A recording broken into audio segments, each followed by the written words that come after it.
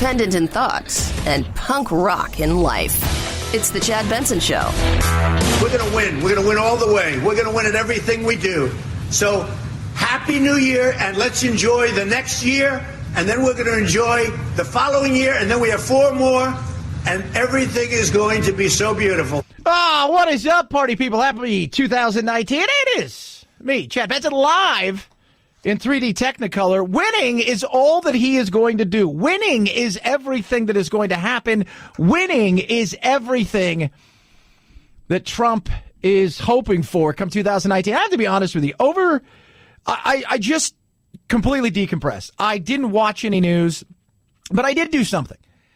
And I followed Trump on Twitter. I tend not to follow politicians on Twitter. I don't want to do it. You know, I do enough of this stuff, but I followed him on Twitter and it was insane. I have to be honest with you. I mean, every hour it was some sort of thing that would come through and it was an alert and I'm just watching it and it's always about the wall and it's always about, hey, so-and-so got what he wanted or such and such got what she wanted and all I want is a wall. And it was, and another thing. That was like, and another thing.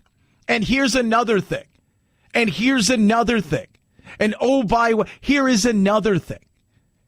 It was crazy. It was absolutely because you see the tweets, you know, it's on the news enough. And I didn't want to do it, but I said, you know what? I'm not going to watch any news unless something just absolutely devastating happens. I'll get an alert, but I'm not going to watch any of the news. And I tend not to watch a ton of news anyways, as far as I read a lot more than I watch any of it because this isn't news. These are opinion things, but I'm staying as far away from all that. But I said, I'm going to watch, just shows that I just want to watch. I don't want to do anything. I was talking to producer Phil and he was watching Mythbusters and he and I were just talking about that. I was watching old Westerns and I just decompressed, watched some bowl games, but I would follow the tweets and it was ridiculous. It is. It's insane. It is insane. He wants a damn wall. That's all he wants. And we're in the middle of a shutdown. We're in the middle of a shutdown. He wants a wall. He's going to get it. We need a wall. So when you say how long is it going to take, when are they going to say that we need border security? When are the Democrats going to say? Don't forget, the Democrats all agreed that you need a wall until I wanted it. He's right about that.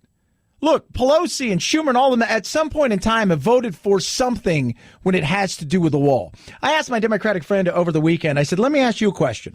Because we know what it's about, right? It's cheap labor on one side. On the other side, it's one day having to change the electorate across the board, right? With the changing demographics and having built-in voter data, built-in voters that will always continue to vote for you over and over and over, a base that will vote for you over and over and over again. I said, if it was switched, if the Republicans were going to benefit at the ballot box from this, you think the Democrats would own a wall? Damn Skippy. Absolutely. Now, one thing I don't agree with, he's blaming everybody else but himself. Chuck wants to have this done. I really believe that. He wants to have this done. But she's calling the shots, and she's calling them because she wants the votes. Well, of course she's going to call the shots. She gets to do that now. She does. It's all initiated there. She gets to call the shots. She does. So let's be real there. But you had a chance before this. Remember, she's coming into power now, right? House is coming into power now. But you had all of this before, right? That was you. That was you. That wasn't her. That was you. That was that side of the aisle. And I don't want to say it was your side of the aisle because I don't know if you really have a side. You're a Trumpian. You're doing your thing. You are. You are. He wants a wall. Damn Skippy, he wants a wall. Whatever you want to call it. And that's the whole thing. Now it's semantics. Like, well, we won't call it a wall. We'll call it a, safety barrier. Whatever it is that's going to make people feel good. I don't think, and I've never thought, and I continue to think, it's not going to do the things that you want it to do. Right? You could call it's going to make America safer. It's going to make America less rampant of drugs and this, that. I don't buy into what you think it's going to do, even though everybody's like, well, so-and-so has a wall. So just because you have a wall in your house doesn't mean, in front of your house, doesn't mean people can't get into your house if they want to. Right? Doesn't mean. The fact is, here's the deal. Barbara Streisand, Nancy Pelosi, who all these people have walls. If you really wanted to get in their house, you can get in their house. The difference is if you try to get into their house and you get arrested, you're going to be prosecuted. Here, if you build a wall and people get over it and you don't arrest them, they're not going to be prosecuted. And they know that. So they don't care. So you build your wall all you want. Build it all you want. And here's the other thing. If the golden goose is inside somebody's house and you're starving and the only way for you to survive might be the golden goose, you're going to take a shot. You are. I'm not going to talk about it now, but I will say this. We have been building a lot of wall. A lot of people don't know it, and I haven't really been stressing it, frankly, because maybe I felt it wasn't the right thing to do. But we've been building a lot of wall. If you go out, you'll see it, or we can give you an exact list. Yeah, well, there you go. You want 115 miles of wall based on this. And the $5 billion is a starting point. That's a jumping off point. The Democrats are offering $20 billion, and they want drones, this, that, and the other, none of which is, it's like a fake imaginary line. I drive from Arizona to Yuma into San Diego. You know what I see? I see some sort of half-ass fence along the way. I see a lot of cameras. I don't see a lot of other things. I see it. I could walk over and hop that fence if I wanted to. I think a lot of people feel that way. 323-538-2423 at Chad Benson Show is your Twitter. Hope you're doing well. So Trump had that going on, and then there was an op-ed piece by Mitt Romney that took more than a few swipes at him. This was a remarkable shot across the bow from Mitt Romney, who hasn't even become a senator yet. And now, not surprisingly, the president is firing back, tweeting, "Here we go with Mitt Romney," adding he would much prefer that Mitt focus on border security and so many other things where he can be helpful. Trump says, "I won big and he didn't. He should be happy for all Republicans, be a team player and win." Romney wrote something and he did an op-ed piece. And, the one thing, and I talked about this with a few of my friends, we text back and forth and stuff, and is the fact that, Trump has built a base that for some it's cult-like. I see it, right? I see it. And there's a lot of people out there that look at Trump and they go, I like some of the stuff you're doing. I can't stand the chaos, right? There's only so much. I mean, you see it in sports all the time, right? After a while, you're like, I can only put up with so much chaos. And I'm like, I got to get out of this. Right? This player has to go. This situation has to change. And for a lot of Republicans, and I talk to, and conservatives, they feel that way. They feel like, you know what? I could put up with some. But at what point do we say we've lost the plot here, right? And I think for a lot of people, they feel that way. And nobody who's there's very few prominents. Like Jeff Flake, and this is the thing that I like, is with Trump, is if you come out and you say one thing against him, he's on you. So you're going to know, okay, this is where the battle. So it's not hard to say, well, is this going to be a sneaky battle behind the scenes or is it not? And you see what happens here. Romney comes out, got hammered for it before. Then when he ran for Senate, he took the endorsement of Trump. He won. Now he's going to become a senator tomorrow. Now he's coming out, and now that he knows he's safe and secure, he's saying stuff, and people are worried. It's like, well, is this real? But look, a lot of people I talk to who aren't politicians, who off the record, tell me all the time, it drives me crazy. I feel like our party has sold ourselves out to have somebody in the White House. And I sit back and I think, wow, why can't you say, I can't say that in person. I can't say that in public. We could say it to each other behind our backs, right? Behind each other's backs as far as in a quiet room, one-on-one. But we can't say that in public. We'll be destroyed for it. I'm like, well, I understand. It's your brand. That's what you're protecting. But are you doing damage to the point where there's no return long term? He's very critical of candidate Trump for the same kind of moral failures that he's citing now. But he says two things. One, that he didn't see that change in the 2 years that he's been president, that there's things that he's done that are good, but there's things that he's clearly fallen short, including on these areas of morality. And second, I think he's answering questions about where his own loyalties will lie, because famously he interviewed for a job as Secretary of State with President-elect Trump, despite his criticism. He's mostly held his tongue when it's come to the president, even said at times that he's been very glad or very happy with how things have progressed under the Trump administration. Yeah. And I've said that all along. For me, personally, Do I like some of the things Trump has done? Absolutely. I think some of the stuff he's done has been good. Has some of it been ridiculous? Yeah, 100%. Has the way he acted at times been beneath the office? Absolutely. Has the way that the media acted towards him at times been ridiculous? Oh, absolutely. And of course, today he called him the new Jeff Flake because he knows now he's got somebody for the next 2 years, potentially longer, if he wins re-election, if he decides to even run, that is going to probably be the voice for a lot of people out there in the political world who are going to be able to say something to him that he'll get out to everybody else and how they feel. And I think he also looks at it as like he's a conservative. Trump is not a conservative. Can we just all pretend like Trump's not a conservative? He's not. He's not a conservative at all. And Mitt Romney lives his life in a very conservative manner.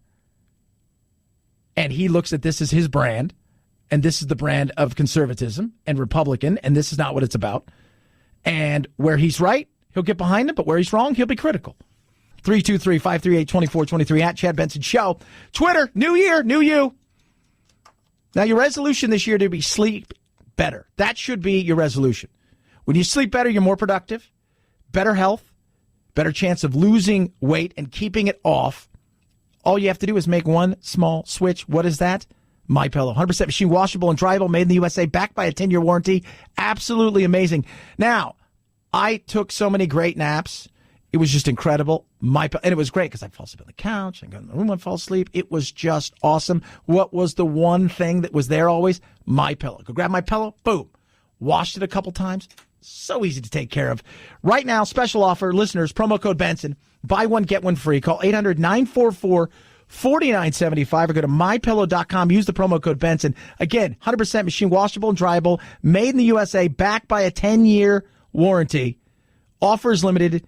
Get yours today and get another one free. Buy one, get one free. 800-944-4975 or go to MyPillow.com. Use promo code Benson, BENSON, MyPillow.com. Promo code Benson. Buy one, get one free. It's the Chad Benson Show.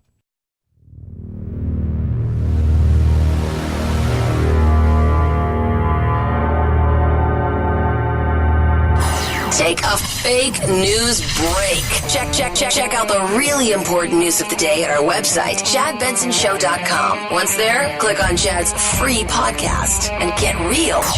The Chad Benson Show, where truth and the American way live. Print free. Love will keep us together. In the 1970s, Daryl Dragon and his wife Tony Tennille were the music duo Captain and Tennille with a string of hits and hosting their own weekly TV variety show. My mama told me you better shop around. In 2010, Tennille announced that Dragon was suffering from a neurological condition that hampered his ability to play. In early 2014, after almost 40 years of marriage, Tony Tennille filed for divorce, though at the time Daryl Dragon claimed he had no idea why. They had a lot of hits. They had a song called Muskrat Love. I'm not saying anything other than Muskrat Love. It's a great song. So you had three. They come in threes, right? So 2019's here. We had Mean Gene, who was the big announcer for, was it WWF at the time? Now it's WWE. He passed away. Then you had Super Dave Osborne, who died, and who Phil and I just found out today was Albert Brooks' brother, which I had no idea. And then, of course, you had Daryl Dragon, a.k.a. the Captain, and he got that name, here's an interesting fact, because he played with the Beach Boys for about 6-7 years, and Mike Love used to call him the Captain. He thought it was funny, got himself a captain's hat, kept that. Interesting. 323-538-2423, at Chad Benson Show is your Twitter. Got a Twitter poll today, and here we are, almost 2 years into the Trump presidency, right? And my question to you is, how do you think it's going? Is it great? Is it awful? Is it chaos? A bit of all of the above. 35% of you say it's been great. 7% say it's been awful. 24% said chaos at its best. 34%, and I'm one of these, to say it is all of the above. You can tweet at us. Love it when you do. At Chad Benson Show. You can text the program as well. 323-538-2423. 23 each and every day. Last year we did it, and we're going to continue to do it because a lot of people love it, and they send me all kinds of things. We simply call this your Urban Word of the Day. It's time for the Urban Word of the Day, fam. What? Right now? Time to get a little more hip on the streets. I can't understand a word you're saying. Urban Word of the Day. Oh, I like this one. One-upper. Huh? You know who you are, one-uppers. You know who you are. One-uppers. Those are people who, no matter what you've done, you can be like, hey, did you hear what I did? Oh, what? Oh, yeah. My buddy and I went over here and we decided, hey, we're going to rock climb. And next thing you know, after a couple of years, we climbed Mount Kilimanjaro. Oh, really? Yeah. Hey, did you know that I climbed the other 7 or the other 6 great ones, including Mount Everest? Oh, yeah, you did. Yeah. You know that person. Everybody's got a person like that in their life. One-upper. You know who you are. Is your Urban Word of the Day. Thank you for saying that in dated urban slang so that I'll understand you. That there was the Urban Word of the Day. We damn stretched your cranium. President Trump telling reporters at the White House that he considers Wall Street's rough month in December a, quote, glitch in the market, then expressed optimism that not only will he reach a trade deal with China, but that the markets will settle when that happens.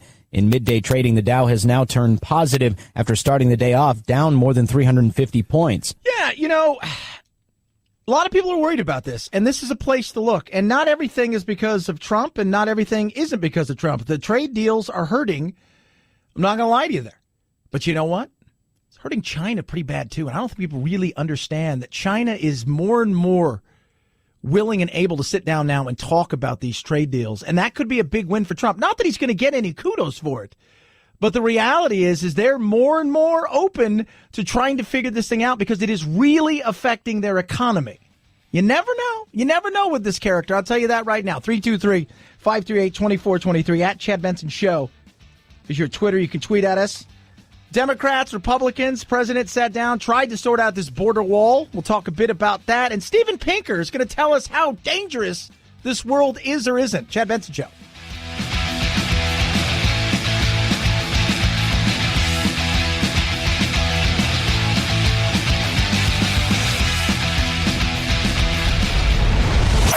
The Chad Benson Show.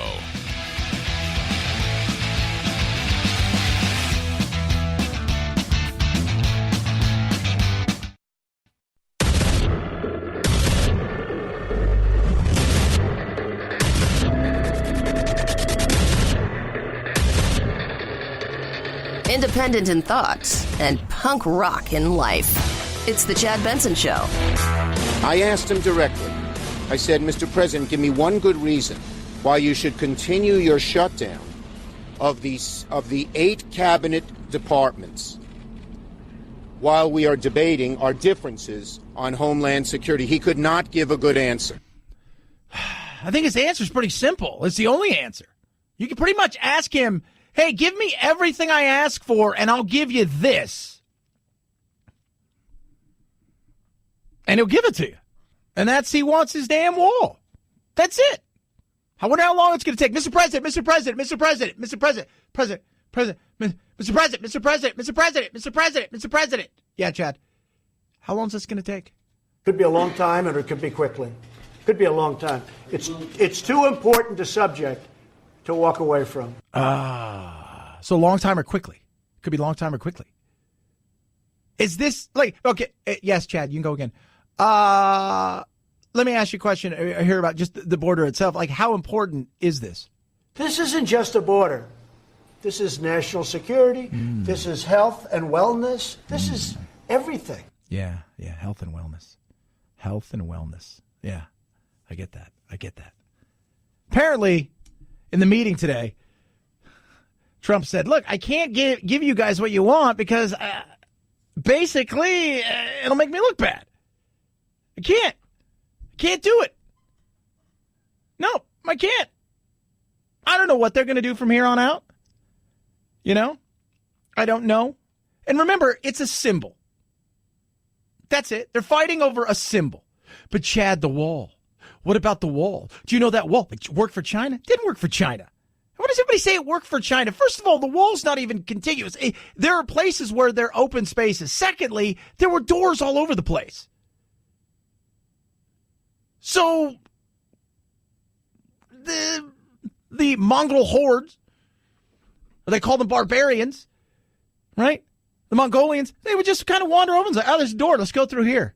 Some tunneled under if they needed to. But he wants it. He wants the wall. He does. That's his thing. He needs and wants the wall. Nancy. Our question to the president and to the Republicans is, why don't you accept what you have already done to open up government? And that enables us to have 30 days to negotiate for border security. And by the way, just to let you know, the Democrats today, Nancy, and they have new rules they're putting in that will automatically raise the debt limit. They're doing some sneaky stuff. Be prepared for that.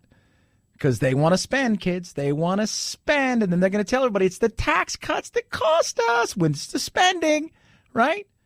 It's the spending. And just letting you guys know. But this is what they want to do. Kick the can down the road. And nobody wants to be responsible for the fact that none of them do their jobs the way it should be done. We hope that they will not use the American people, the millions who depend on these 8 departments, and the workers who are either not working or not getting paid as hostages to have a temper tantrum, pound the table and say it's our way, or we hurt all these people. Yeah, but you're saying the same thing, right? It's our way. That's the thing that makes me laugh. Here's the deal. Do you want to know how you fix this? You say, all right, here's what we're going to do. Between us, we're going to put $40 billion into security. $30 billion will be allocated for drones and for all of this other crap. $10 billion will be in there for other. And you slowly but surely go out and take that $10 billion, and start building your damn wall. Everybody walks away, feels like they're winners. The problem is rather than have the trade-off and find some sort of half-ass solution, I don't think it's going to be all of the solution that people think. They won't do that because of the fear of how it's going to look to their constituents, but most importantly, how it's going to look to social media justice warriors. That's their fear factor right there. That is their big fear. You can't just say, all right, we'll put $40 billion here, $35 billion, $37 billion, $32 billion, whatever it is that you're going to do. You spend it on these things. And you say, yeah, you know what? I wasn't happy, but we got to start somewhere, and we do need to get this thing rolling. And then slowly but surely start doing other things. And by the time anybody is, worse for the wise, they're going to look up and say, oh, sweet mamma jamma, look what they're doing. And Trump fooled us. And they said, no, we didn't fool it. It was just, and we found another way to do it. Whatever it is. But rather than do that, because the fear is this symbol is going to make them look horrible or hero. It's either heroic or horrible, depending on what side you're on. So you got to fight it. 323-538-2423 at Chad Benson Show is your Twitter. You can tweet at us. It just drives me crazy that nobody get their heads out of their butts and just say, hey, look, we're kind of smart. Hey, we're kind of smart. We're a bunch of smarty pants. Let's figure something out. Nobody can do that. Nobody. So rather than do that, they do nothing. And that should frustrate everybody. It really should. 323-538-2423 at Chad Benson Show is your Twitter. You can tweet at us. Okay, this guy is a smart guy. We're going to have him on in a couple weeks. Steven Pinker's his name. Big time Harvard. Like he's a psychologist. He's a scientist. He's like a smarty. He's like a super smarty. Right? Linguist. The whole 9 yards. He deals in numbers and facts. And he did a great TED Talk, and it's just great because what he did is the thing that we should all be doing. Because I just want you to understand something. I talk about it all the time, and people push back on me. I say it's the greatest time in the history of mankind to be alive today. It has never been better. Ever been better than it is now. Ever. But no, Chad, you just don't understand. You just don't understand. It is the greatest time in the history. He actually puts facts and stuff behind it. He's like, look at these facts. These are facts. These things are here. These are truths. These are numbers that are real truths. Not the potential of what if, but actual truths. Many people face the news each morning with trepidation and dread. Every day we read of shootings, inequality, pollution, dictatorship, war, and the spread of nuclear weapons. These are some of the reasons that 2016 was called the worst year ever, until 2017 claimed that record and left many people longing for earlier decades when the world seemed safer, cleaner, and more equal. Oh, yeah. I remember those earlier decades, how much safer they were. When I was a kid, I remember New York was one of those places you were going to go and you're just going to get mugged. That was one of those things. I'm not a fool, I'm not an idiot. But we look back longingly at certain things. Like when you have an ex, right? You're like, oh, I remember so-and-so wasn't so bad. But the reality is it wasn't always the great things that you thought it was. But remember, we're being bombarded on a daily basis. By what? Horrible news. Because why? Fear, emotion, scare tactics. How can I evoke an emotion out of you? But let's look at numbers. Let's compare the most recent data on the present with the same measures 30 years ago. Last year, Americans killed each other at a rate of 5.3 per 100,000, had 7% of their citizens in poverty, and emitted 21 million tons of particulate matter and 4 million tons of sulfur dioxide. But 30 years ago, the homicide rate was 8.5 per 100,000, poverty rate was 12%, and we emitted 35 million tons of particulate matter and 20 million tons of sulfur dioxide. What? And by the way, there's a perfect example of when you listen to climate change that we're cutting back, and we've been doing this for years, and we're told we have to need to cut back more, which is great. I have no problem. I want a cleaner world and cleaner environment. But it does make me laugh if you think about it. Now, here's something I find to be very interesting, right? And this, to me, is great. He talks about poverty, right? We hear about poverty all the time. Poverty, world wars, all of it. This, all that's happening is all of these things, right? This war everywhere. We've never seen so much poverty, the income inequality, all this stuff. And what do I always say? Capitalism is the greatest thing that mankind has probably ever come up with. What about the world as a whole? Last year, the world had 12 ongoing wars, 60 autocracies, 10% of the world population in extreme poverty, and more than 10,000 nuclear weapons. But 30 years ago, there were 23 wars, 85 autocracies, 37% of the world population in extreme poverty, and more than 60,000 nuclear weapons. What? Yeah. Think about that. Think about that for just a second. And that poverty thing is vitally important. It is vitally, vitally important. 200 years ago, 90% of the world's population subsisted in extreme poverty. Today, fewer than 10% of people do. That is amazing. That is. And I'll tell you this and everybody else, even people here that are struggling. And granted, everybody who's going through something, it is an individual thing. It's what you're going through, not to diminish it. But if you look around the world and you say to yourself, oh, well, you know what? I got it pretty damn good, right? Because you are the 1%. And that's something to think about. And he did this, and I found this to be, he came out, and it's a TED Talk, and he went after progressives. Because progressives always want progress. They always need to seem, though, that progress is never happening. Might we even invoke the admittedly old-fashioned notion of progress? To do so is to court a certain amount of derision, because I have found that intellectuals hate progress. And intellectuals who call themselves progressive really hate progress. Yeah. It made me laugh. But remember, when you look at the news, and this is what happens more and more on a daily basis, and I deal with people who sit around all day and they watch MSNBC, they watch Fox, they inundate themselves, and instead of information, they're looking for affirmation, and they get riled up and they get angry and they do all these things. It's a business. Let's remember that it is a business. And that's something to take in. And when you're looking at the news, they're looking to get an emotion out of you because they want you to stick around. And they're doing anything they can to keep you there.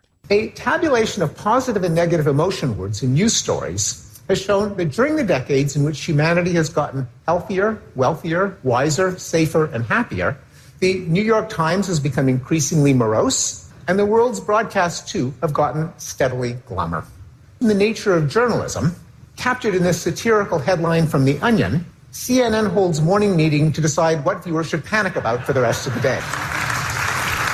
So very true. 323-538-2423 at Chad Benson Show is your Twitter. Got some tweets coming in. We'll talk about that, including one person said about what people are bringing here that are crossing the where should be a border wall illegally. And I will touch on that because I have a very personal side to what that is. We'll talk about that. Also, I saw a movie. It wasn't as bad as people make it out to be, but I got a very interesting take on entertainment and a great article that I read that I think is really relevant in today's world. It's the Chad Benson Show.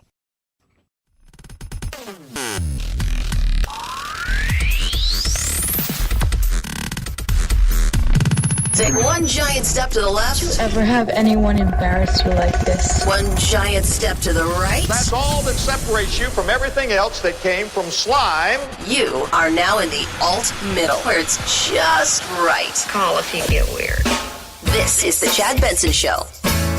That was awesome. As expected, Aquaman held the box office top spot for his second week, earning $51.5 million. It'll likely top $200 million before the year's done. The vice presidency is mostly a symbolic job. Vice took in $7.7 million in its first weekend of wide release, good for sixth place. Well done, Seventh place for the critically savaged comedy Holmes & Watson, which opened Christmas Day. It's been a banner box office year overall, though, a record $11.8 billion in revenue. I saw Holmes & Watson. It wasn't bad, but you know what was interesting is, as I'm watching it, I think to myself, when you're 18, 19, like Will Ferrell, you like the stuff. I liked the, Ron Burgundy and, Talladega Nights, and some of that stuff was okay. But at some point in time, your audience is growing up, and what are you doing to change, I think? And I've seen that with like Adam Sandler. He still does some slapstick stupid stuff. That Western he did Netflix was awful, but he's done a couple other things. And on top of that, he's done like Grown Ups and a few other things, Spanglish. He's done some stuff where I haven't seen that with Will Ferrell. I haven't. And it's just he plays the same character every time. Was it the worst movie I've ever seen? No. But did I know what I was going to see when I went and saw it?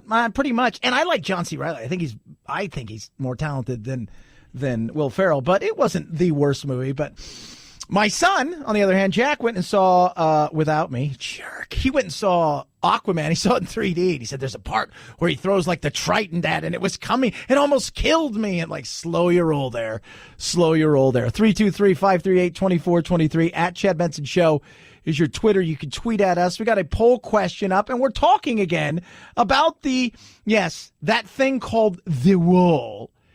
And it was very interesting because Trump talks about, we need a wall. We need a wall. We need a wall. It's the most important thing. We got to have a wall. Got to have a wall. We need a wall. When you say how long is it going to take, when are they going to say that we need border security? When are the Democrats going to say? Don't forget, the Democrats all agreed that you need a wall until I wanted it. And somebody just tweeted in and said, "Oh, Chad," because he was talking about health and it's for the health and well-being of America. And somebody said, "Yeah, think about all the things, these diseases these people are bringing in." I have firsthand with that. When I was a kid growing up in Long Beach, California, we were some of the first people in the country to receive what was called then the boat people. People from Vietnam and Cambodia and Laos that came over on these massive boats and were resettled here in the United States of America.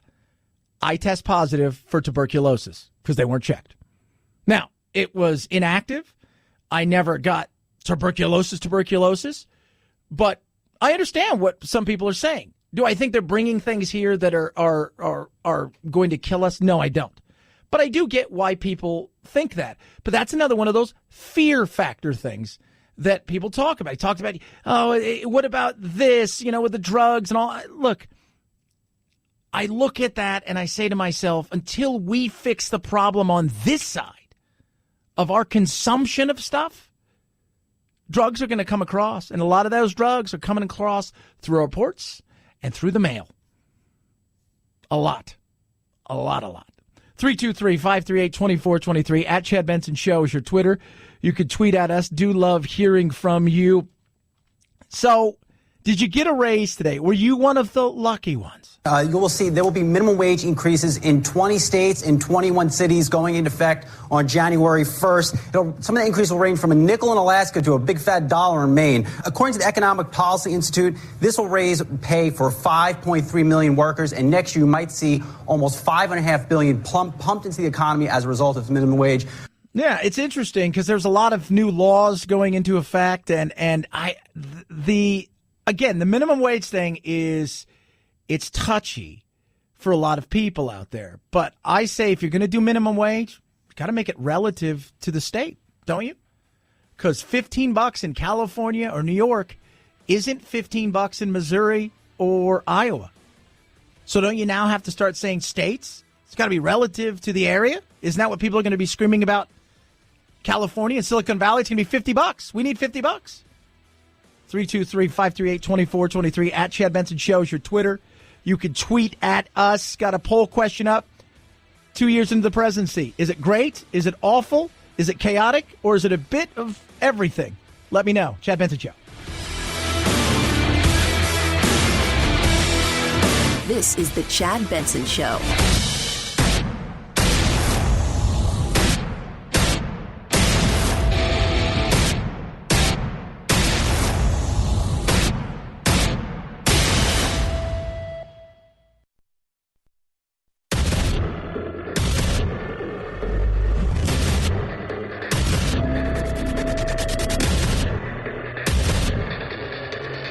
Independent in thoughts and punk rock in life. It's the Chad Benson Show.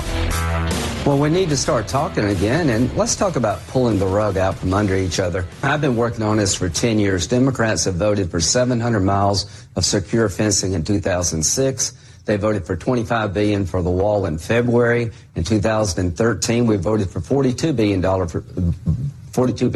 for border security, including $9 billion for a wall/fence. The bottom line is they want Trump to lose more than they want the country to win, I fear. Yeah, there's a lot to that. Let's be honest.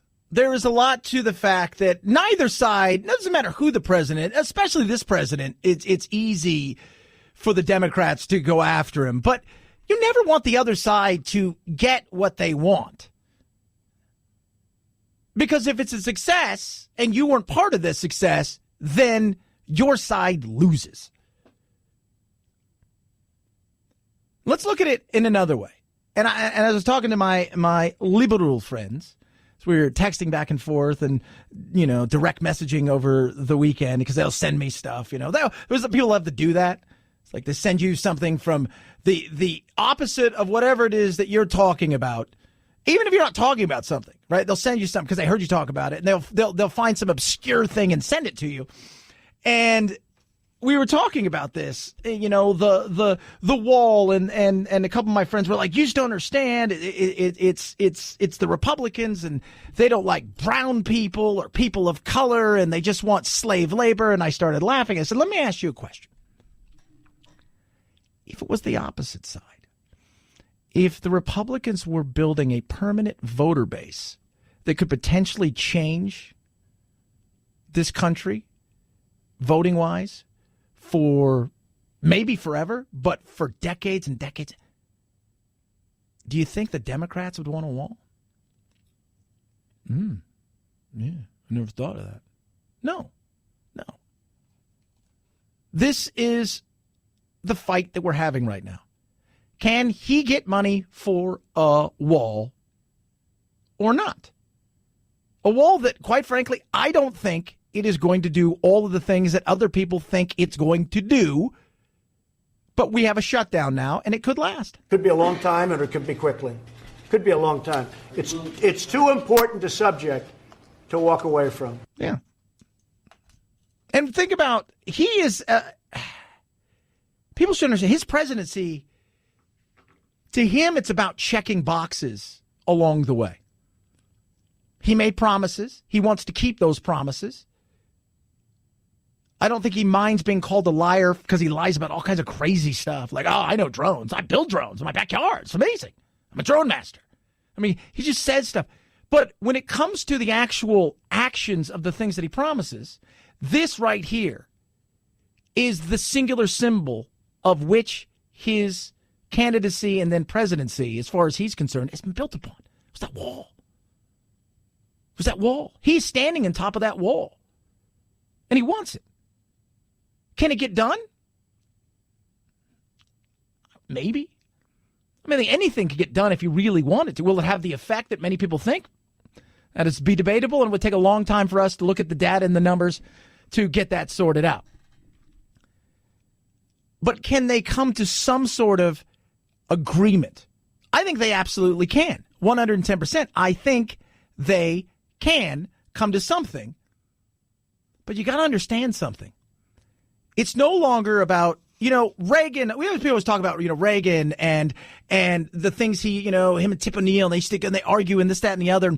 And they would have backroom deals and arguments, and they would get stuff hashed out. The one thing that they didn't have to deal with is social media. And what social media does and the pressure it puts on people. I've talked about it before. I've talked about it on numerous occasions that I talk to other politicians. One politician, in fact, told me that he had a bill that he and a Democrat had been working on to put together, and it was a great deal. It was about tech. It was bipartisan. It was nothing crazy. It was nothing insane. And he says, hey, you got to take my name off the bill. And he said, why? He goes, because my side, especially my constituents and the certain loud voices, cannot see me working with you. So both sides need a victory. And that's the problem we have right here. Both sides need to feel like they have a victory to take back to their, the fresh meat to take back to their group. I think you can get it done. What I would do if I was them, and this is just me, I'm just tossing around, is I'd say, hey, look, here's what we're going to do. Well, both sides say we won. We go. We put $40 billion aside for border security, homeland security, all of that stuff. We're going to allocate $32 billion of it for all of these things. Quietly take the other $8 billion and start slowly but surely piecemealing your wall together. That way, everybody feels like they got to win. But for Trump, it's not going to be enough because he needs to go and say that, look what I've done. And that is part of the problem right now, is we have instantaneously holding people's feet to the fire and allow, just like CEOs right now, who allow people who chatter on, the Instagram and the Twitter and the Facebook to change immediately something. And that's scary. It is. I asked him directly. I said, Mr. President, give me one good reason why you should continue your shutdown of the 8 cabinet departments while we are debating our differences on Homeland Security. He could not give a good answer. Well, yeah, because his answer is the same answer. I want them all. It's not hard. That's all he wants. He wants a wall.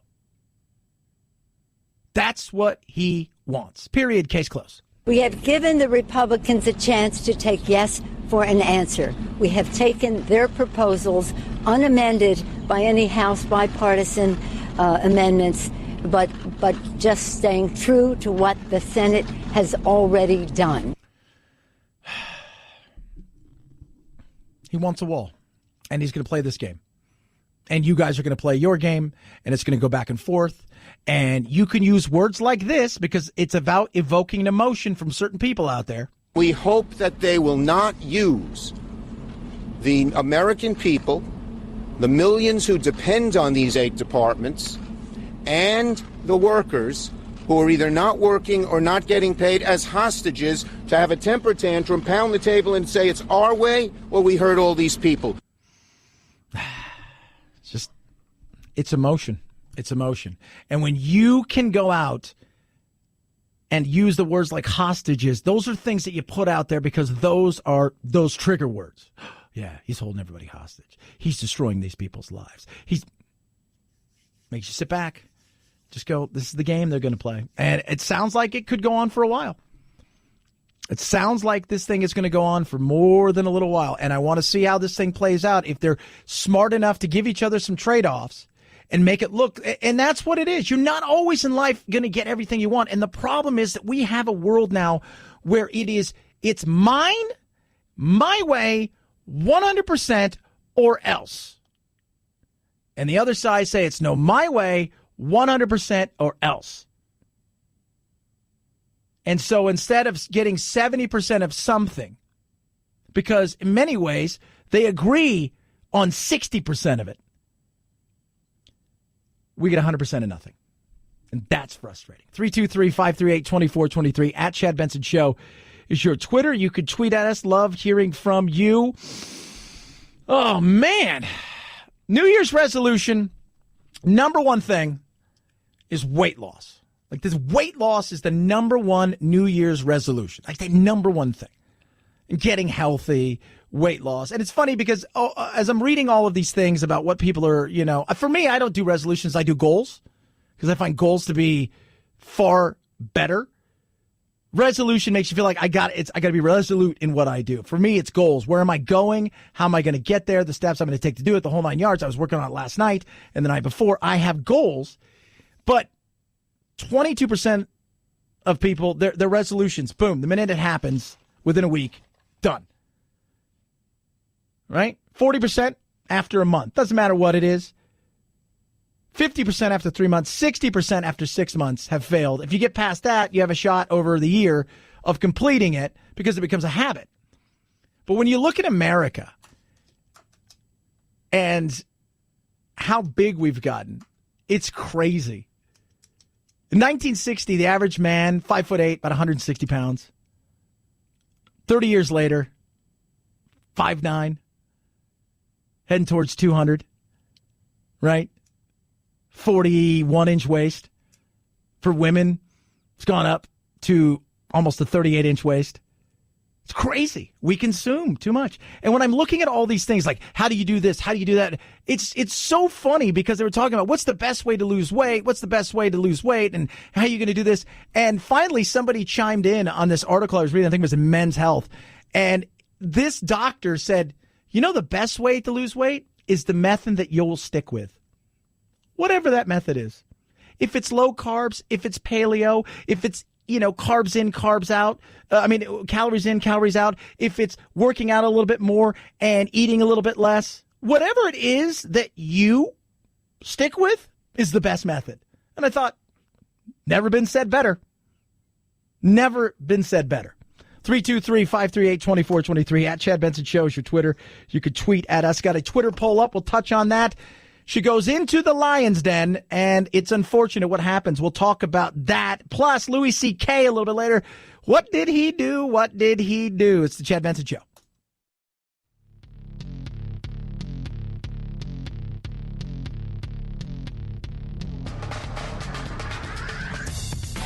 Serving up talk radio medium rare and dripping with irony. It's Chad Benson. Vermont's population is among the smallest in the U.S., but maybe not for much longer. A study by United Van Line shows it had the highest percentage of inbound moves in 2018. Lifestyle and cost of living, two major factors. 4 western states filled out the top 5, Oregon, Idaho, Nevada, and Arizona. New Jersey had the highest percentage of outbound moves, followed by Illinois, Connecticut, New York, and Kansas. Why? Oh, expensive. Right? Expensive to live in some of those states. And remember this, and this is something I always try to tell people, is that people are like, well, look at California, right? Look at all the things. They're a one-party state that lives off the top. Courts, a voting base, and only survives because of the weather. That party would fall apart. You move that to Iowa, falls apart. You move it to Kansas, Missouri, it falls apart. Right? It does. And people are, say, well, look, people are moving in and some people are moving out, but look at, it's been a net gain. Well, it's not anymore. High taxes, high cost of living, But even in some of the places where you're seeing a net gain for some of these states, realize that they're losing taxpayers and in many ways bringing in people who aren't going to contribute. And that just because you gained 50,000 and you only lost 10,000, and you found out that out of those 10,000, 8,500 are big-time taxpayers, small business owners, things of that nature, and you brought in 50,000, of which 49,000 aren't going to contribute like those other ones, that's what you need to think about. 323-538-2423 at Chad Benson Show is your Twitter. You can tweet at us. Love hearing from you. Got a poll question today. The Trump presidency 2 years in. We're almost there. What are we, 18 days away from being 2 years into the presidency. 18 days. Remember the world was going to come to an end? It was going to explode. It's all over. How has it been? Has it been great? Has it been awful? Has it been chaos? I do believe it's been a bit chaotic. Or all of the above. 36% say it's been great. 7% say it's awful. 24% say chaos. 33% say all of the above. I'm in that 33 percentile. I think it's been a lot of everything when it comes to the presidency, from his attitude to his coverage as far as who and how they're covering him, and the chaos effect along the way that comes with the way that the people management and some of the people that he's put in places. There's been some good, there's been some bad, and there's definitely been some ugly. George, the Conservators Center is home to more than 80 animals. They've been here for almost 20 years, and they tell me nothing like this has ever happened before. Investigators are still trying to figure out how this lion escaped its enclosure. The chilling call to 911 released after an intern at the Conservator Center in Burlington, North Carolina, was attacked and killed by a lion. We have had a lion attack. That woman, the general manager, making the call. The person that was attacked, how bad are they hurt? They're incapacitated. Yeah, a horrible situation. And nature, as we will always tell you, will mess you up. And this is a situation where when they have these enclosures, what they do is they lure the animal usually into a place where they're going to feed and eat. And what ends up happening is they can go in and then clean the enclosure, do any repairs, any of the stuff that needs to be done. Something happened in this situation where the animal, I think his name was Matthias, got out and killed an intern that had only been there, 10 days. Safety measures at the center now back in the spotlight after 22-year-old Alex Black was killed by this lion, who authorities say broke through a locked enclosure during a routine cleaning. This small rural community torn apart by the death. We were just so sad for the girl and her family. Very sad and upset, but not quite surprised. Well, I don't know why you should be surprised. I mean, it hasn't happened in, 22 years. So, yeah, I think it would be shocking. But they're wild animals. In the end, I have a ton of big lizards. I treat them with kit gloves beyond belief. And there are some lizards where I know I could, like Winston, I could trust. I've got another lizard that is strictly a looking lizard. Strictly a looking lizard. Because if he was big enough, he'd eat me. I understand that. And he's for exhibit only. And he's for educational purposes. But I get that. And I wear huge gloves with him. And the reality is he's still tiny compared to what he's probably going to be. Sometimes things just happen. It's an unfortunate situation. It is. It's unfortunate. And then sometimes stuff happens and you say to yourself, how in God's name did that happen? And is it the parents' fault? We're going to touch on that. And Louis C.K., what's he doing? I'll tell you what he's doing. He figures, I got nothing else, so I'm just going to go on and be me and maybe a little bit angrier. We'll talk about that straight ahead. It's Chad Benson Show.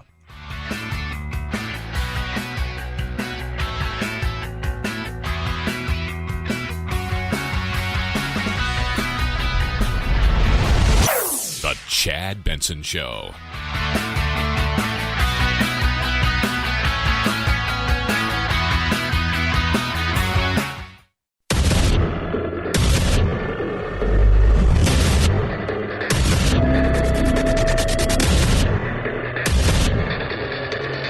Independent in thoughts and punk rock in life. It's the Chad Benson Show.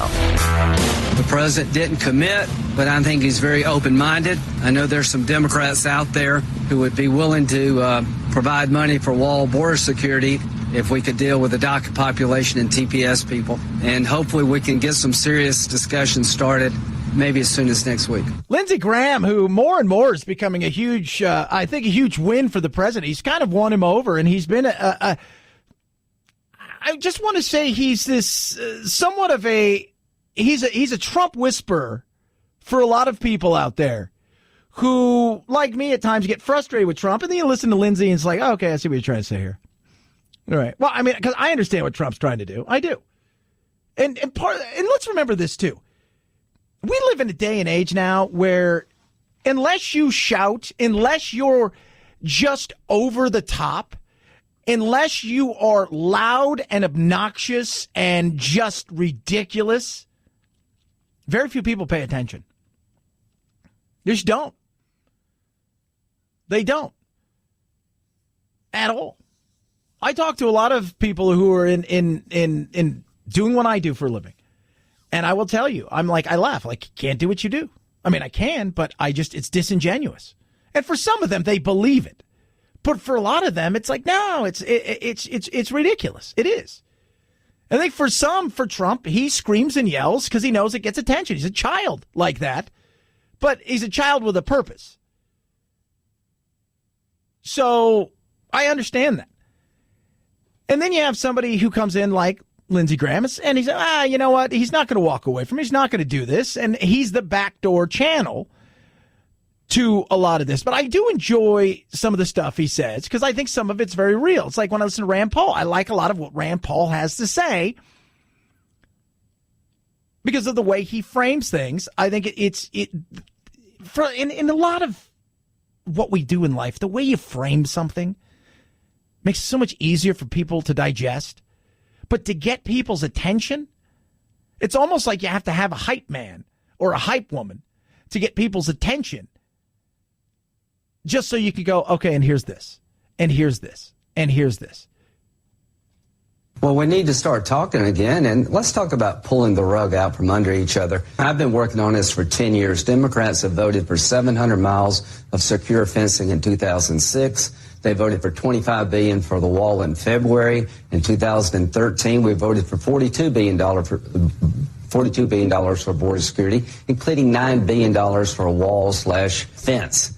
The bottom line is they want Trump to lose more than they want the country to win. That is 100% correct. We talked about it, and we'll continue to do so. They're contrarians, but we've set up our political world over the last umpteen decades, more than in any other time, is we want failure is a much easier way to success for the other side, and the failure of the other side means I will have a chance at success rather than trying to be better than the other side. Saying my ideas are better than your ideas. I got these ideas. They're right here. They're so much better than your ideas, and I'll prove it out to you. But instead now it's like, I don't even know if my ideas will work. You know what's easier for us to do? Just make sure that you look like you suck all the time. And if that happens, whoo, we win. We win by you losing. We win by default. We didn't win because we were better. We just win because you suck more. And that's not good. And America is sick of that. Absolutely. Just like I'm sick right now of this shutdown. Not because people say, oh, I tweeted out some stuff about, I think it was like day 1 of my vacation. It was like day 4 of the shutdown or day 3 of the shutdown. And I'm like, I don't care. It just shows you how big and bloated our government is that we're getting along. Well, trash is building up and people are upset because they can't do this, that, and the other and go see, monuments and go into, certain museums. All right. But do you really feel it? Well, if you work for it, of course he does. Of course you do. If you work for the government and you're not getting paid right now, you're frustrated as hell. Right? But you know what? We have so many people working for the government that if these people went away, we could spread it out, and guess what? Everything would function just fine. But you can't talk about that. You can't. Oh, No, I'm sick and tired of it because we go through this rigmarole every single year on several occasions because they kick the can down the road, then they kick it again, then they kick it again. And then when they finally do their job, they pat themselves on the back and want you to give them a trophy. At the end of the day, there's a deal to be had, but everybody's changing their position here, and most Americans are pretty tired of it. So to my Democratic friends, there'll never be a deal without wall funding. And many Republicans are going to offer something as an incentive to vote for wall funding. Yeah. I've said it. I'll continue to say it. I don't think it's going to do what everybody thinks it's going to do. I don't think it's going to be the end all to be all. I think we need comprehensive immigration reform. I think there's a lot of things we need. This is a symbol for both sides. For Trump, this is a promise he made, a promise that he's standing upon, that he is going to get this wall one way or another. This is what his campaign was about. If everything else goes great for Trump, but he doesn't get this, a lot of people say your campaign was a failure. Your presidency was a failure. On the opposite side, if everything goes to hell in a handbasket, but he gets a wall, people say, well, you're a success. You kept your promise. You built the wall. There it is from Trump's side. On the Democrat side, it is one of those things where if we build a wall, we'll be seen as people who are not caring and kind. We'll be seen as racist, according to the base that we've built. We'll be seen as somebody who doesn't care. So it is a symbol to stand against him.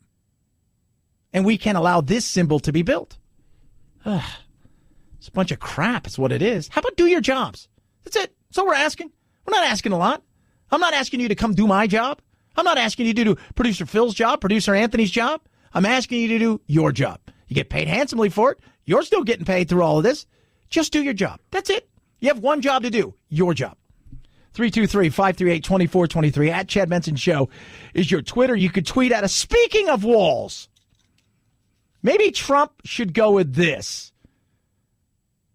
A kid was attacked by a rhino, but not really. A 2-year-old. It's called the Rhino Daily Experience. It goes on at a zoo in Florida. Not a shock. And apparently the little toddler got through the fencing. Just shows you that, maybe he needs to build a wall. Maybe Trump should go with this. And the child is okay. The toddler had to be airlifted as a trauma alert. Her mother taken to the hospital as well with an injury to her arm. The girl's father saying in a statement, "Today has been a trying day for our family.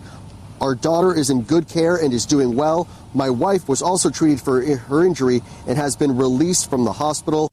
First of all, if you don't know anything about rhinos, you don't want to screw with a rhino, right? Like, you know what stays away from rhino? Everything. Minus poachers, nothing gets around a rhino. Producer Phil, for the first time this year, we remind everybody what will happen if you mess with nature. Nature will mess you up. Mess you up. Even if you go into nature where you're not supposed to be nature-y because it's more of a looking nature. But my whole thing is, hey, parents, what are you doing? How did your 2-year-old get there? I'm curious, right? Your parent. How did your 2-year-old get to that position where they were in a rhino enclosure? We're not talking about another one was killed the other day, a horrific thing, and we'll touch on that later. Where she was inside, she was an intern going in and working at a place where there's a conservatory for wild animals, and they were this lion was not supposed to be in the enclosure. That's what they do. They lure the animals out so they can clean the enclosure, and then they lock them up, and then they go in and clean it, and somehow it escaped and killed. This wasn't that. This got by the fence. How? How did you lose your 2-year-old? Mom, Dad, you had one job. You kid. The zoo just released an updated statement where they said this whole thing lasted just a matter of seconds, but the girl was seriously injured here. The zoo also saying that the snout of at least one of the rhinoceroses made contact with the child. The toddler had to be airlifted as a trauma alert. Her mother taken to the hospital as well with an injury to her arm. Yeah, and she's going to be fine. And that's good. But am I a jerk here for saying mom and dad? And I understand, right? Trust me, I get it as much as my little brother. I wouldn't take my brothers anywhere near a place like this where there's a chance that they could either be kill, or be eaten by something. Because I know my little brother Elijah, who's 8. My son's like kind of daring, but not really. He's kind of like that half-ass daring, like I'm badass, Dad. You're not. Yeah, you are. You're not really. You're not. My little brother Elijah, who's 8, who's my nephew, but he's adopted by my mom. He's the exact opposite, right? He's like, hey, I think I could ride one of those. He's like that drunk friend that you would go to the baseball game on. I had a buddy one time. This is a great story. And we went to a Dodger game. Dodgers! And I don't know if you have one of these friends, Phil, but he liked to get a little bit inebriated. And like the second inning, he's like, I don't know how people run out there, right? Like by the 4th inning, he'd had a few pops in him. But like the 8th inning, he turns to us and goes, I think I could make it to the warning track. Hold my clothes. We're like grabbing him. That's my little brother without the drinking. So I get that. So I wouldn't take him there. But it is curious, right? They got to ask a question. You got a 2-year-old. How did your 2-year-old get there? How? Just curious, right? Just a little curious. Just smidge curious on that. 323-538-2423. At Chad Benson Show is your Twitter. You can tweet us. Chad Benson Show.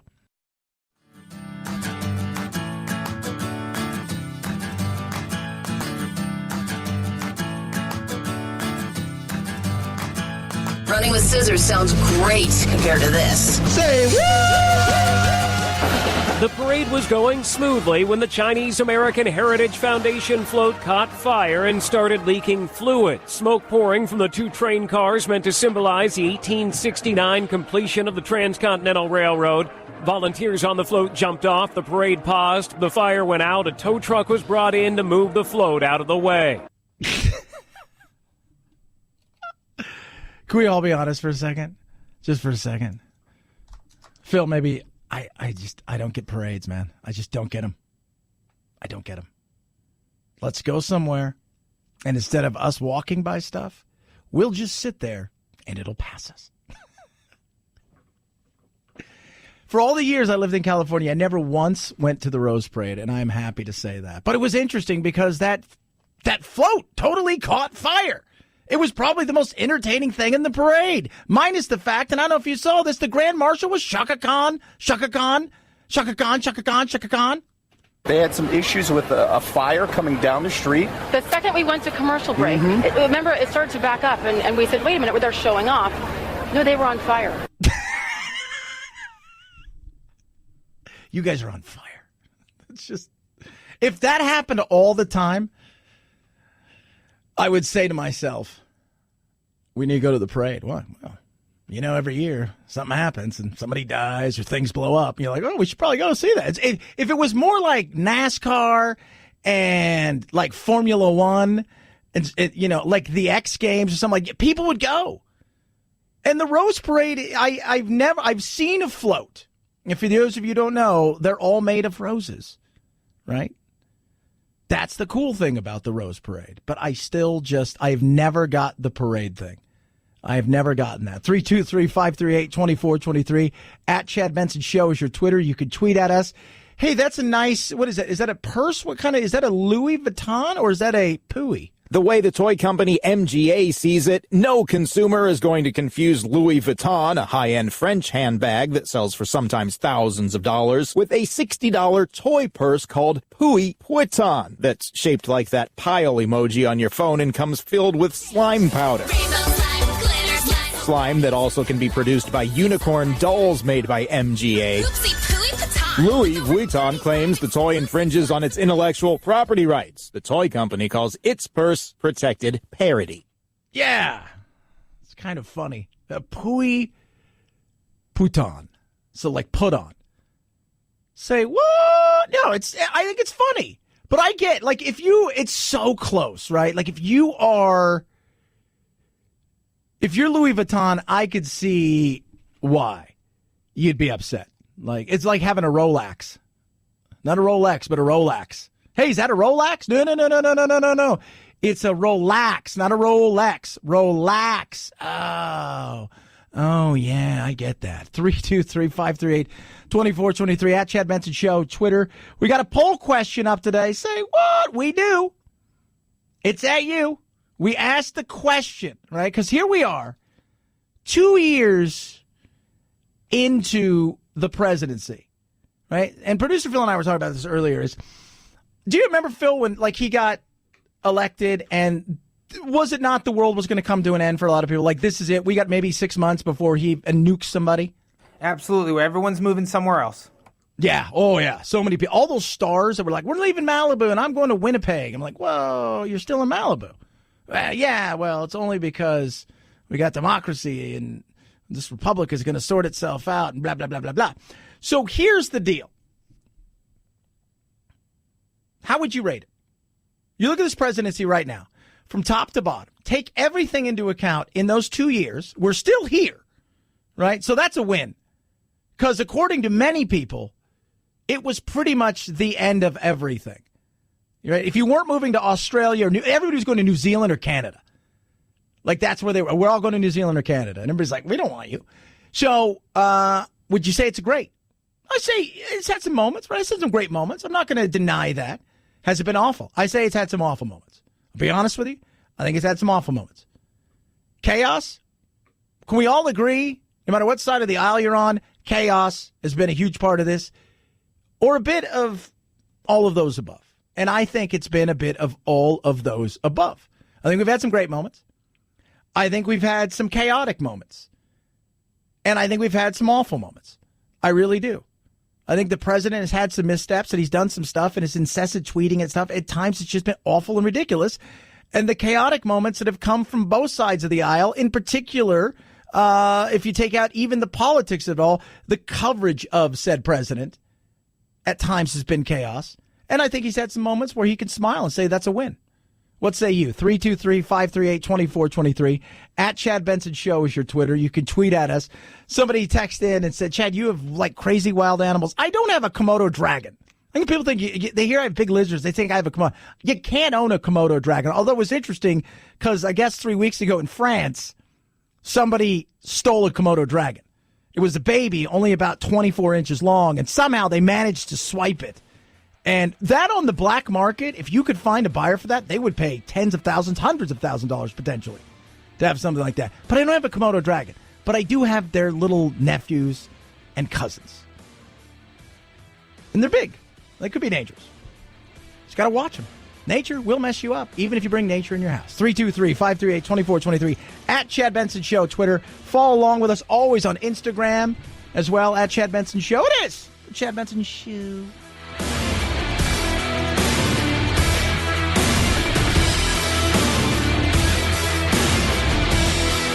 This is the Chad Benson Show.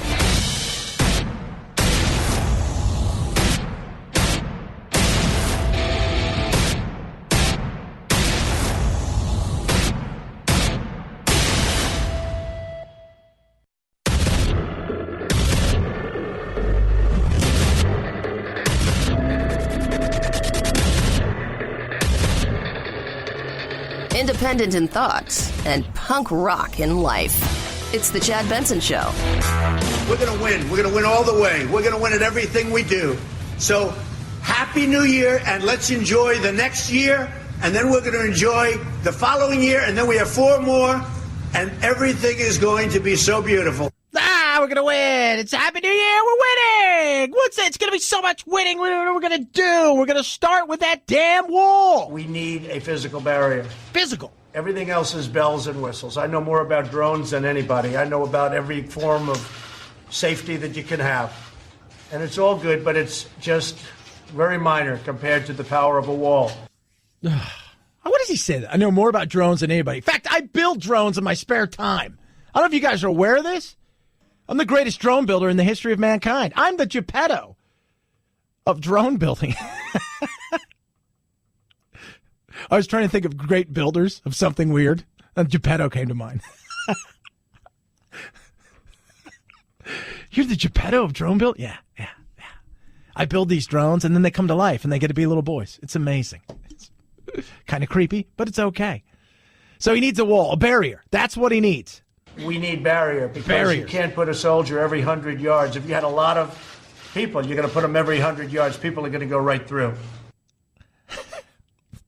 They act like it's a defense. Like, oh, you guys we got to play the A gap here because if we don't, they're going to run right through and we're screwed. Score a touchdown right in America. An American touchdown is what they're going to score. Oh, my God. You know, when I went away for a little vacation, a little R&R, little rest and relaxation, we were talking about a barrier, a wall. Maybe we can call it the Great Barrier. Instead of reef, we'll call it the Great Barrier Wall. It's names, it's baloney, it's a bunch of crap. And here we are. We're in the middle of a shutdown. Why? For a lot of reasons. And not the reasons we should be. We should be concerned about the debt. That's a big thing that we should be concerned about. The debt is growing. It's getting bigger. Like Americans, they're getting larger. And we should be concerned about that. The fact that we can say to ourselves, how much money are we spending on interest, let's just say? Let's throw that out there. How much money on interest are we? Oh, that's a lot. We're on our way to what? $1 trillion a year? Ooh, that's a lot of money. Yeah, we're spending way too much money on this stuff. And we're fighting over a wall. We're not cutting anything. We're not doing anything. We're fighting over literally $5 billion, which you're like, oh my God, that's huge. Yeah, it's huge if you're an individual. But if you're a country that wastes as much as we do, that's not a lot. It's not. I just sit back and I think to myself, we're not fighting over things we should be. Cutting fat where fat needs to be cut. Strengthening our entire immigration program. Enforcing the things that need to be enforced. Trying to figure out what to do with the umpteen millions of people that are here illegally, some of which are bad, some of which are good, and they shouldn't be allowed to go to the front of the line. But do we kick them out? I don't know. I know the question to that. I don't think we do. But what we're doing is we're fighting. We're at this point now where we're stepping over dollars to pick up pennies. And it's ridiculous. It is. And I'm over it big time. I'm frustrated big time. And you know what? The fighting of this, right? Both sides play this game of it's your fault. No, it's your fault. Both sides have some part of the moral mountain that they can stand on. Well, we need to start talking again, and let's talk about pulling the rug out from under each other. I've been working on this for 10 years. Democrats have voted for 700 miles of secure fencing in 2006. They voted for $25 billion for the wall in February. In 2013, we voted for $42 billion for border security, including $9 billion for a wall/fence. The bottom line is they want Trump to lose more than they want the country to win, I fear. Yeah. Lindsey Graham's absolutely right. They voted for stuff until it was Trump, then they voted against it. But that's politics in the modern world we live in. And at the same time, Trump, be honest with you, this whole thing has been childish and it's been ridiculous. And I'm sitting there going, why? Why? What is this? I followed him on Twitter. I didn't follow him before, and I followed him again. You know, I followed him for the first time, but I mean, I started actually looking and making sure that I was getting his tweets. And it was ridiculous. Some of the stuff he was tweeting was insane, and I'm sitting back going, this is your side of the childishness. The partial shutdown of the federal government and no end in sight. President Trump is staying in Washington. He's growing angrier by the moment, sounding really like a pouting child. Yeah, I'll agree at times with Don Lemon on that. It did. I was sitting there going, oh, God. It's just nuts. This is where we are. This is where our politics is today.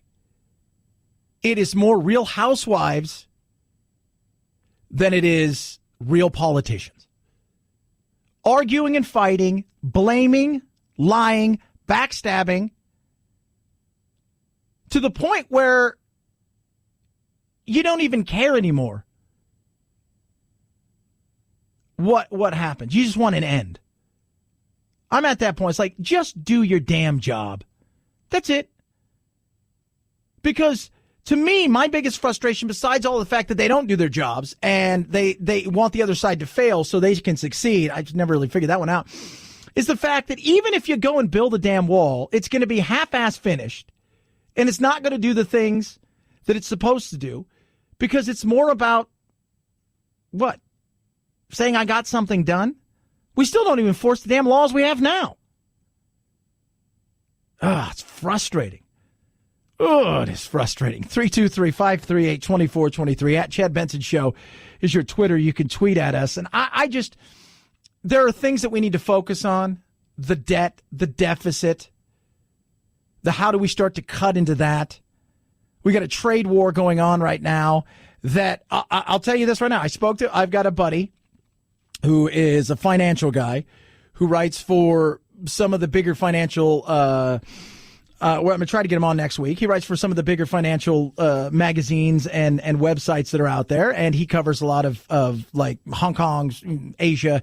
And he says, you guys have no idea, this trade war is cutting into China in a way that we never thought it would. And it's not going to be reported over here, but it is having an effect that is massive. And they're feeling it. They are. They want to get back to the table faster and faster. So we'll see. We'll see how that goes. 323-538-2423 at Chad Benson Show is your Twitter. You can tweet at us. A lot of people have New Year's resolutions. My New Year's resolution is to make sure that the Republican Party dies. That right there is Jane Curtin. What was it again, Jane? My New Year's resolution is to make sure that the Republican Party dies. Yeah, she's an actress, former SNL, Conehead, many other things. I was watching that, and I was listening to people talk about it, and it's so funny when I hear people talk about, like, I want the Republican Party to die. Well, why? Because I'm a Democrat. Or I want the Democratic Party to die. Why? Well, because I'm a Republican. So you want one party? Yeah. So that's what you want, one party that can do whatever they want with no opposing, no pushing back, none of those things. You want that one party situation. Yeah. That's what I want. I've never understood that. She's getting flack for that. She's getting a lot of people cheering for that because a lot of people out there, they really want something like that. They want the one party. I couldn't even imagine that. Growing up in California, we had a little bit of balance. Things got to the point now where it's just one party, right? One party. Run amok, do whatever. Those of you who don't agree, screw you. I would never want that. I think we need balance. We need trade-offs. And the problem is you can agree that your party has the right ideas, and your party may have all of the right ideas. The problem is usually the wrong people take those right ideas and they screw it up. And then it gets everybody in trouble. That's the beauty of the way that our republic was set up. That we have checks and balances. That we have some checks and balances. We need checks and balances. The reality is the other party now is there to slow you down from doing something stupid. That's the truth. Unfortunately, we've got one and the same. They have an R or D, but they're just uniforms, right? They're still playing the same game. And it's the game that benefits them more than it benefits the people. But, oh, my God, to have one party. My goal is to have all the Republicans go away and there never be another Republican. What's that look like to you? Honestly, what does that look like to you? So you want your party to dominate and win. And if you're a Republican, you want the other party to go away to the point where your party has free reign. Have you thought about that? Put a lot of trust into people. I'm not as trusting as you. 323-538-2423 at Chad Benson Show.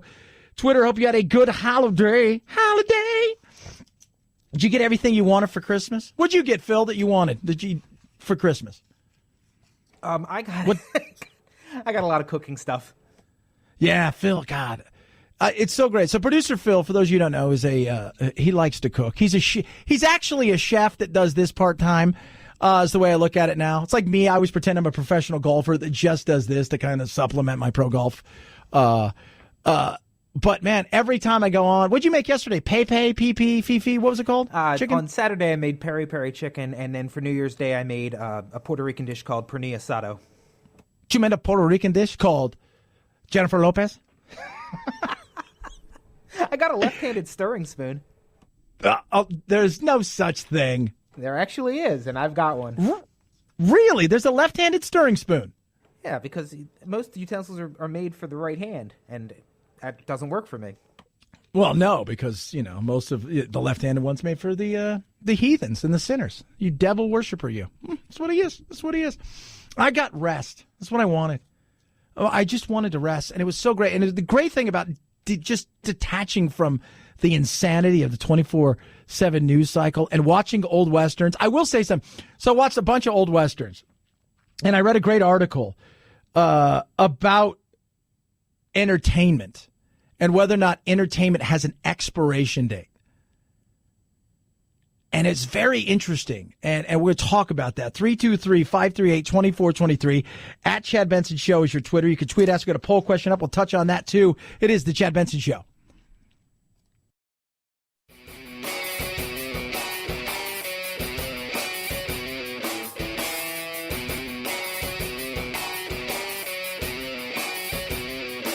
Being antisocial sucks. Hang with Chad's friends on Facebook, The Chad Benson Show. And if you just need some alone time, head on over to Twitter at Chad Benson Show. Either way, we can't wait to meet the real you.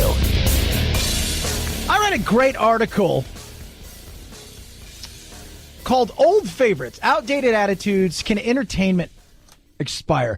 Now, I love, for you guys who are new to the show, I love old Westerns. I love Gunsmoke.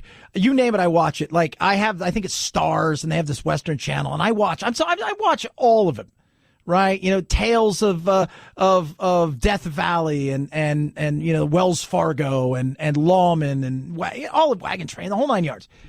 And you watch it, and if you watch it in today's sensibility, right? Gunsmoke and all of these shows. No, it doesn't, because we live in a world of Me Too and of diversity and inclusivity, and everything has to be essentially neutral. And here's the thing: it's not even good enough for some people for just to be neutral. If you're not an ally or a positive partner or whatever you want to call them, you're a bad person or whatever. Can we even call you a person anymore? Because I don't even know if that's politically correct. And they asked the question, can stuff like this expire? And as I'm watching some of these things,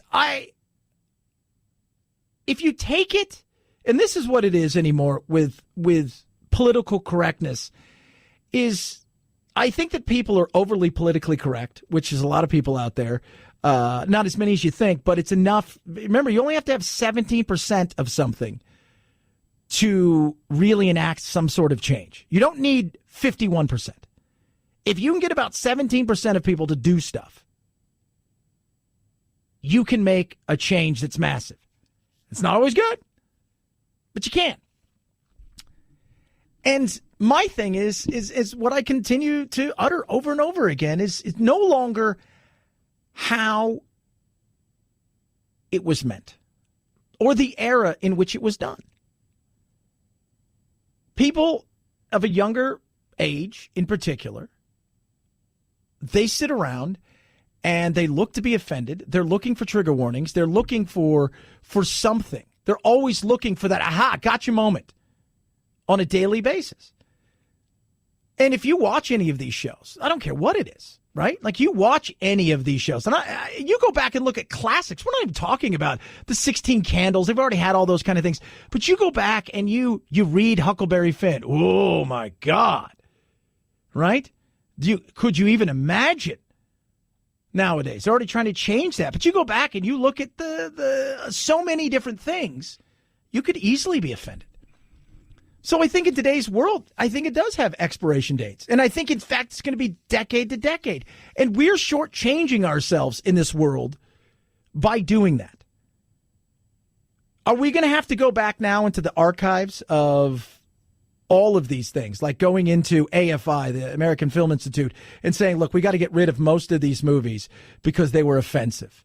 The Godfather was offensive to Italian Americans because it was portraying Italian Americans as gangsters. Well, were they? Some of them? It's possible. Gunsmoke, we have to get rid of it because of the way it treated women and natives, Americans, and all of these things, or whatever people are supposed to call people nowadays. Because, yeah, but in the day, not even talking about the 60s and 70s, but in the day of cowboy times, if you will, was it like that? Well, yeah, but we've got to change that. And that's not good. We're going to get rid of Jaws because PETA doesn't like it. Right? Because they kill Jaws at the end, and that's just wrong. That's the ridiculousness of the world we live in, and I think it's going to get worse. But I do think eventually it will get better. But remember this: you don't need millions and millions upon millions and hundreds of millions. You only need 17% to get that change. It's the Chad Benson Show.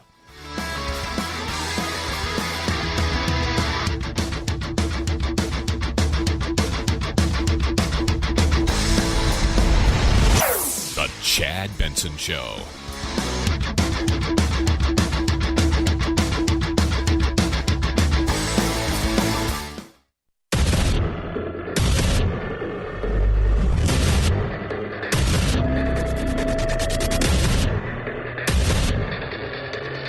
Independent in thoughts and punk rock in life. It's the Chad Benson Show.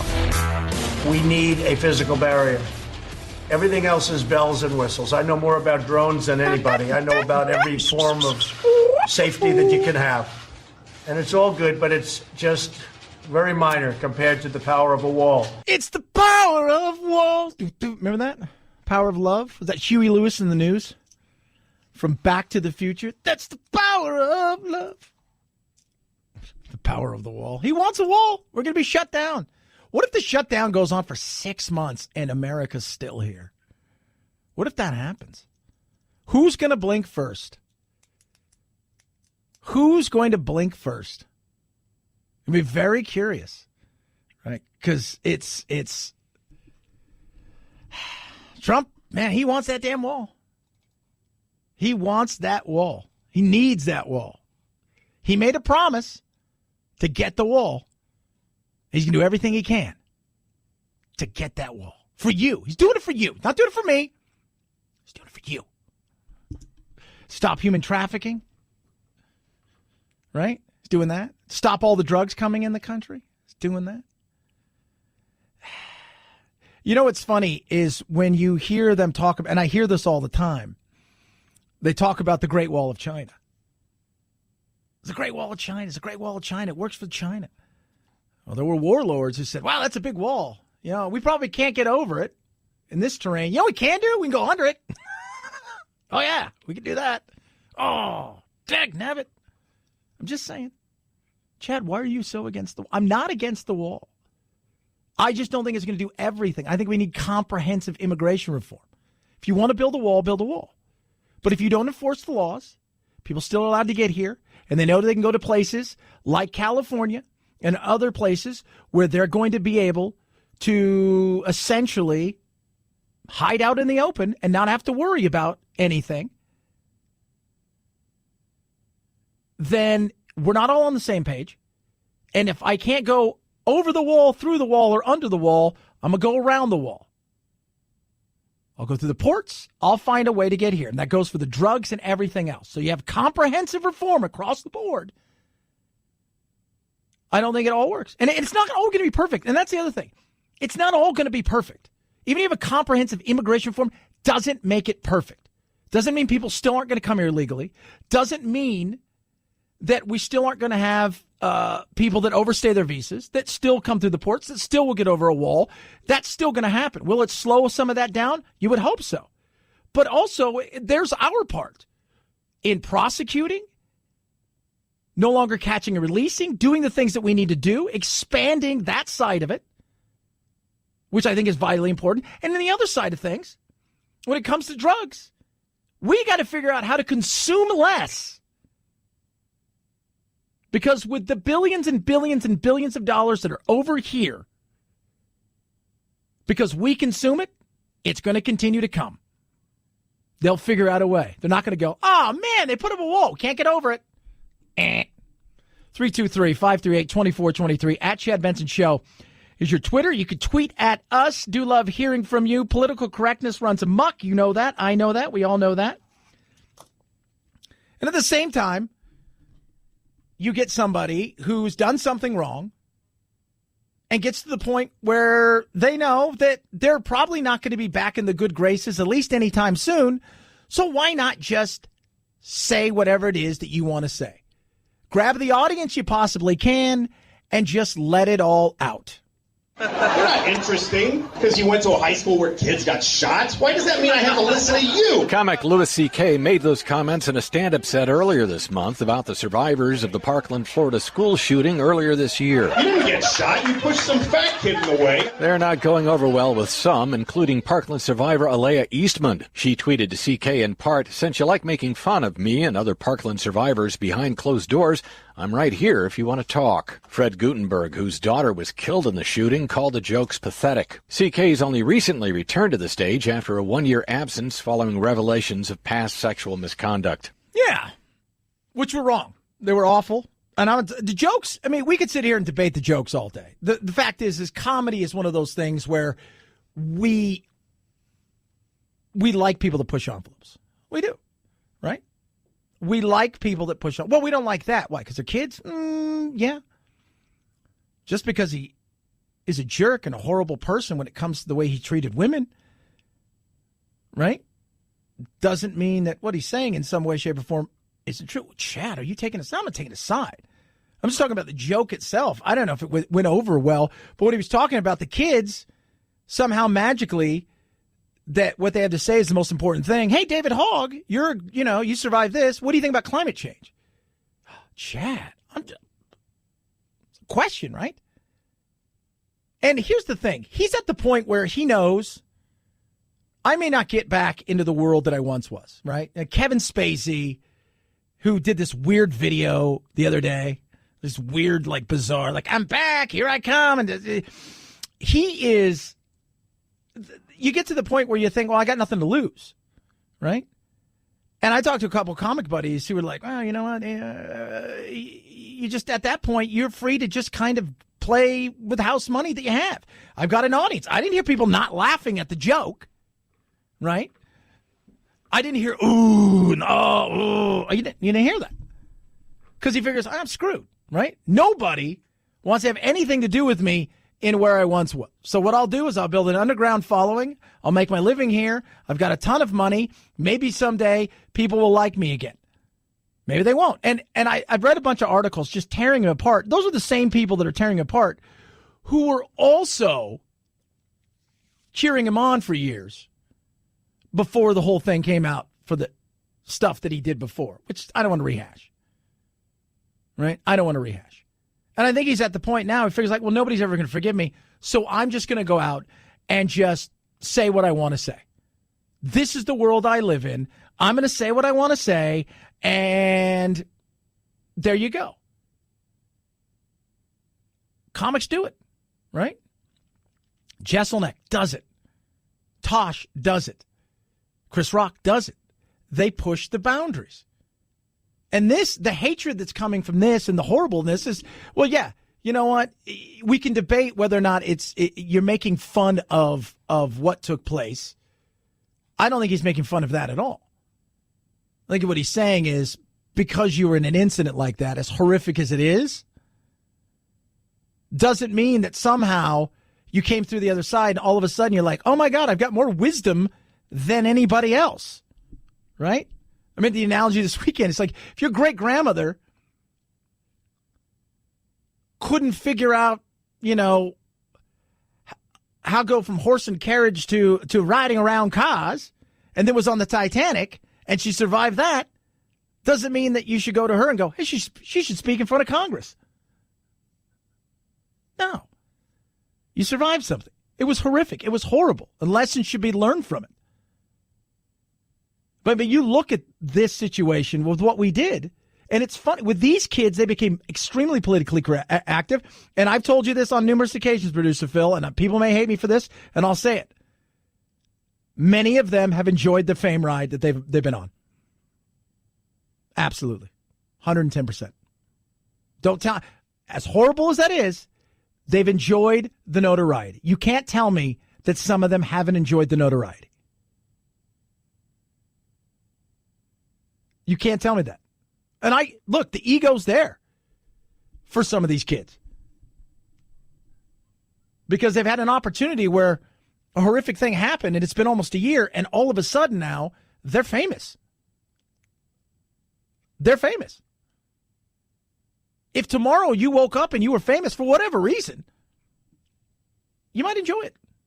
Not everybody would. Not everybody would seek out, but some have.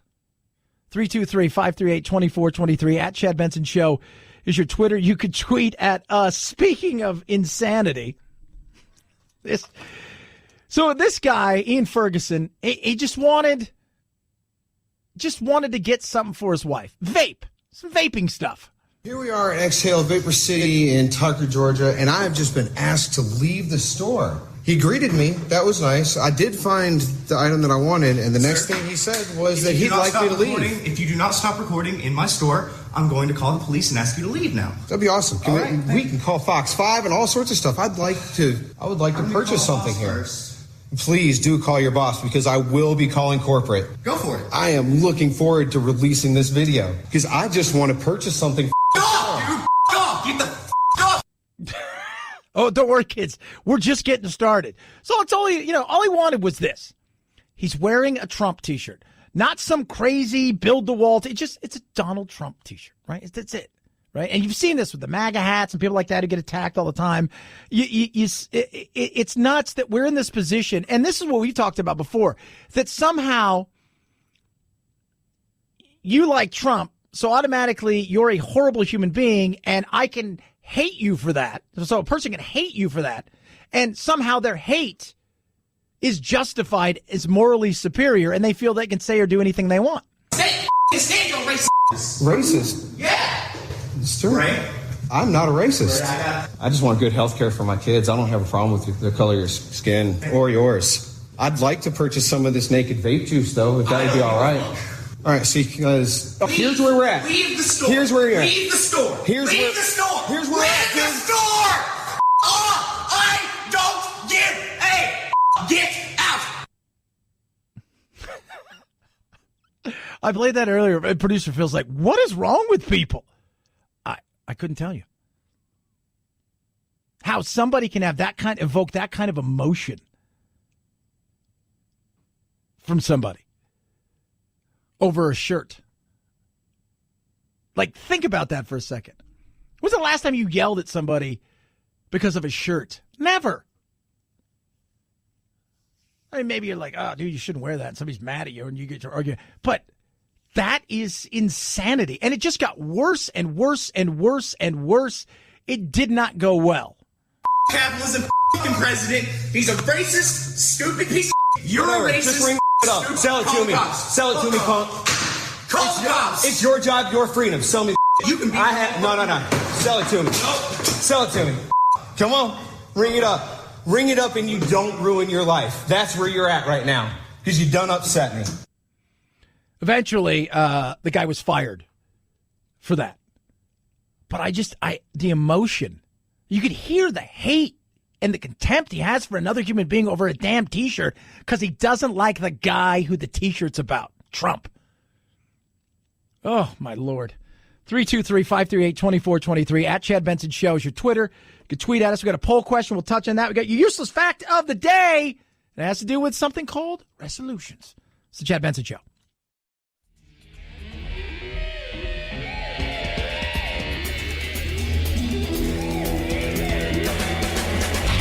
You go, boy. This isn't about right or left. This is just about right and wrong. Right you are, Chad. The Chad Benson Show.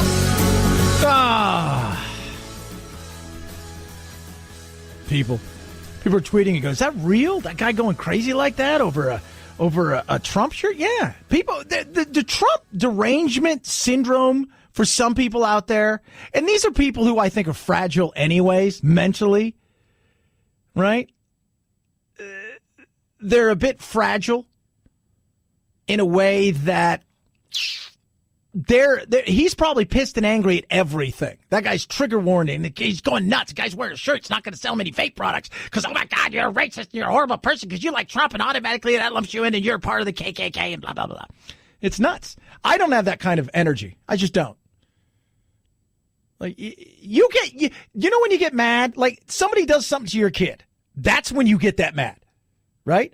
Like that lady that was going to kill Jeffrey Dahmer because her brother was killed by Jeffrey Dahmer. Like that kind of mad, that's when you get that mad. Not because somebody's wearing a T-shirt. Like somebody does something to your family member, right? Somebody steals your life savings. You got a right to get that pissed off. You should be a little pissed off at times. You got a right. Somebody's wearing a T-shirt you don't like because you don't agree with that guy's politics? Yeah, that's a little much for me. That's a little bit much. 323-538-2423 at Chad Benson Show is your Twitter. You can tweet at me. So I got a poll question up today, and it has to do with the president. We're 2 years in now. We're 2 years in. The 20 will be 2 years. The earth is still here. America still stands, right? Chaos is a lot of that, a lot of on both sides, but we're still here. So what do you think of the Trump presidency so far? 35% say it's been great. 7% say it's been awful. 24% say chaos at its best. And another 34% say it's all of the above. I'm in the all of the above camp. I think it's been some good. I think it's been some bad. And I think there's been just some insanity. And I think everybody's got a part to play in that. What do you think? 323-538-2423. You can tweet at me as well, at Chad Benson Show. So America. We're in the resolution time, right? It's the new year. It's 2019. Let's talk about us for a second. Now, let's talk about us for a second. How big is America? Because apparently it's been revealed that Americans are a little bit bigger than usual. We're a little bit fatter. 1960, the average American male, 166 pounds. By 2002, 190 pounds. If I live a little bit longer, it'll eventually catch up to me, and then I'll be thin. If it keeps going like this, it's got to maintain. Eventually, it'll pass me, and I'll be thin. So we've grown in height, but only an inch. Average male's about 5'9" now. So get ready for this. All right, here you go. Are you ready for this, kids? As far as waist size, for those of you who've pigged out and enjoyed yourself, average American male, waist size, a little bit bigger than you probably think. Went from 39 inches to 40.2 inches over the past 14 years. Women, 36.3 inches to 38.6. That's your average, right? So you've gone from curvy to BBW. Is that wrong, Phil? Not in the least. Oh, my goodness. So, what does this mean? Well, we're just getting bigger. Body mass, 27.8 to 29.1. Women from 28.2 to almost 30. Healthy BMI is 18.5 to about 24.9. And that depends. That BMI thing I don't always buy, right? Because, like Michael Jackson was just barely in the BMI. It's like he's 6'2" and weighs 83 pounds. But we're getting bigger. And that leads me to the useless information to start your new year, right? You ready for useless facts? 22% of resolutions fail after a week. 40% after a month, 50% after 3 months, 60% after 6 months. If you get past that, you've made it a priority and it has become a habit. So the chances of you keeping that habit is going to, for at least for a year, is going to be good. The number one resolution is weight loss. About 37% of people want to lose weight or feel healthier. There you go. 323-538-2423 at Chad Benson Show is your Twitter. You can tweet at us. Love hearing from you. Check us out on Facebook as well. Grab the podcast. Go to thechadshow.com, and we've got some good stuff coming up this year, some big stuff that we'll have some announcements in the coming days on some of the stuff that we're going to be doing here, and I think you're going to like it. We aim to entertain, if nothing else, kids. Follow along always across all social medias. Have a wonderful rest of your Hump Day Wednesday. God, these 3-day work weeks, they just feel so darn amazing. Have a good rest of your Wednesday. Night-night, Jack.